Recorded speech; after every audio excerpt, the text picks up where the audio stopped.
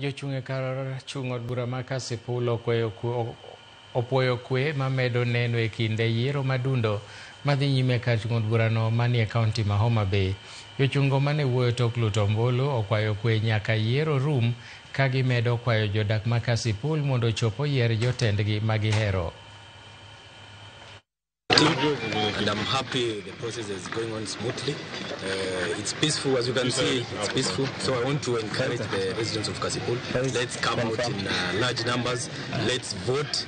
And I want to encourage the other candidates. Let's maintain peace when we vote. Kuro gore maber, tika tika keto mara sani. Okaneno gimoro marach as at now.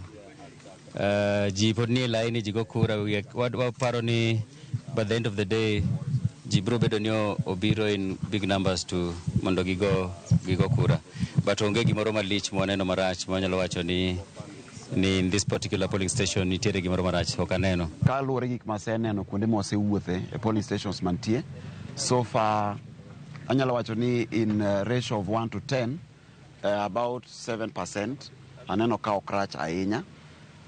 Challenge more mwaneno ka sama donjo tayudo ka jod bura moro hiny maremo ni wuok kuome. Mano gima akwedo kabisa nikech kaka jotelo wane mwanya kwe, wane mwanya lweny.